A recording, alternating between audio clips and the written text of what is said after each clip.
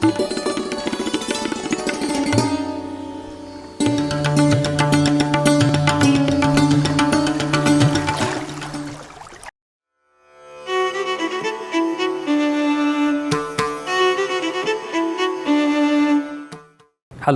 and welcome to the second episode in our series on multiple sclerosis. In the first episode, we understood the introduction to the disease and also the symptoms of the disease. In this episode, we are going to learn more about the causes, risk factors and prevalence of MS. Come, let us meet our expert.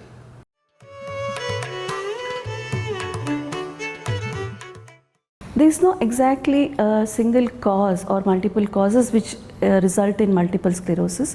What we need to know is most of the people who have been affected with multiple sclerosis, they are basically having a genetic predisposition.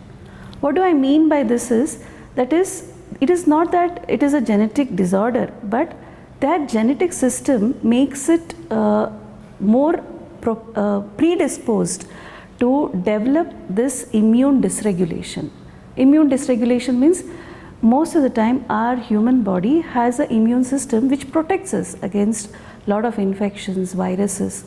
But in such conditions, some viruses or some bacteria may trigger some abnormality in this immune system that it goes haywire and it starts attacking its own cells. This is called as the immune dysregulation, and because of this is the reason the multiple sclerosis happens. So MS is basically triggered by some environmental factor or some viruses or a bacteria in a genetically predisposed condition.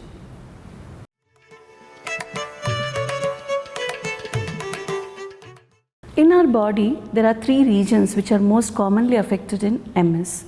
That is the eyes, which we call it as optic nerve, and then the brain, which can be in multiple parts of the brain, and the third is the spinal cord. So depending on where it is affected, your symptoms of MS occur.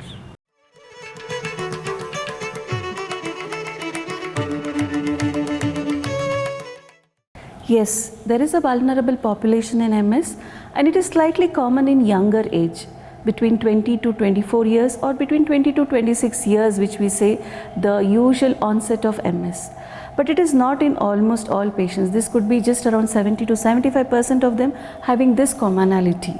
There are around 17 to 18% of children which can be also affected with MS, which is called as pediatric multiple sclerosis. But apart from this, again, it may also affect even up to the elderly also, which is 50 to 60%. But 20 to 25 years is the most common age of affection of MS.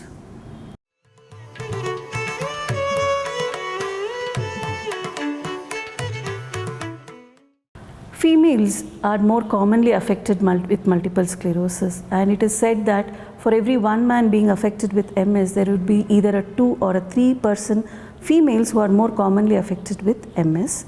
And going to the rural versus urban, there is slightly preponderance in urban population of MS, and it is postulated that it could be either because of the lifestyle practices or environmental surroundings, or it could be even because of the prevalence of the infections which are there.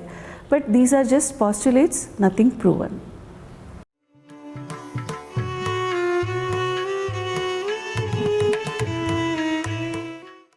The prevalence of MS in the world has been actually very nicely brought about by the MS map, that is a multiple sclerosis map.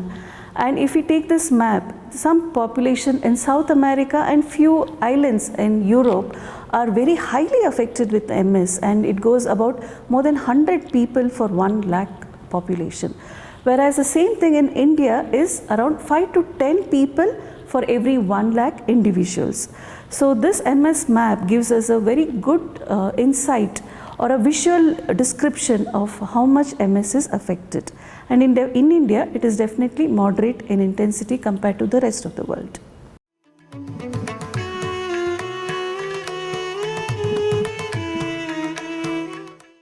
If we actually see the number of people who are affected with multiple sclerosis, definitely I would say that this is not a genetic disorder, but this is something which is genetically predisposed. So what we should remember is, genetically predisposed means that our body has a predisposition to get immune dysregulation, and thus MS happens. But if you ask a question that whether a person has MS, whether there is a risk of the child getting affected with MS, of course it is not there. But if two MS people marry, then the risk increases. So if a person, only one of the parent has multiple sclerosis, then the risk is less than 0.1%.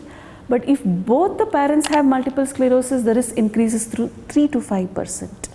And if one of the twin, that is a twin brother or a twin sister are there, then the risk again slightly increases around 8 to 10%. So this just tells that it's a genetic predisposition but not a hereditary disorder. This concludes the second episode in our series on multiple sclerosis. In this episode, we understood what are the causes, risk factors and prevalence of the condition.